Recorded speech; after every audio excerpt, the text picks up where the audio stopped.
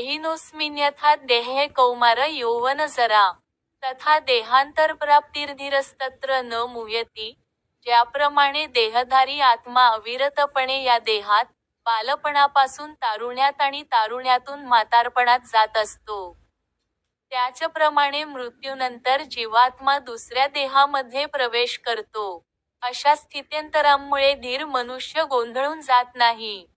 तात्पर्य: प्रत्येक जीव हा स्वतंत्र देहधारी आत्मा असल्यामुळे तो प्रत्येक क्षणी आपले शरीर बदलत असतो.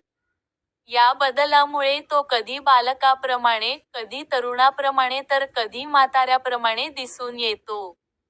असे असले तरी तोच जीवात्मा तेथे असतो आणि त्याच्यामध्ये कोणताही बदल घडून येत नाही.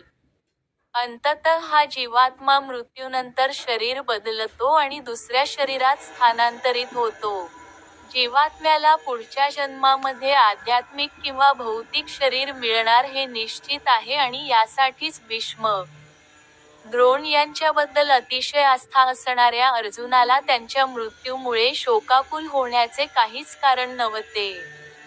उलट ते वृद्ध शरीरातून नवीन शरीरात स्थानांतर करून नवतारुण्य प्राप्त करीत असल्यामुळे अर्जुनाने आनंदित व्हावयाला हवे होते. शरीरातील अशा बदलांमुळे एखाद्याला त्याच्या आयुष्यातील कर्मानुसार सुख किंवा दुःख प्राप्त होते.